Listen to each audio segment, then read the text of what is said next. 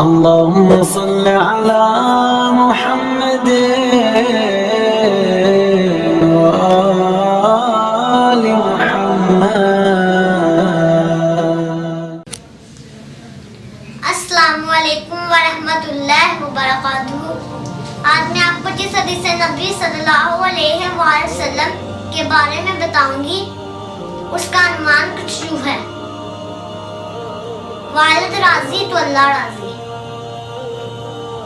حضرت محمد صلی اللہ علیہ وآلہ وسلم فرماتے ہیں، اگر تمہارا باپ تم سے راضی ہوگا تو اللہ بھی تم سے راضی ہوگا. اگر تمہارا باپ تم سے ناراض ہوگا تو اللہ بھی تم سے ناراض ہوگا.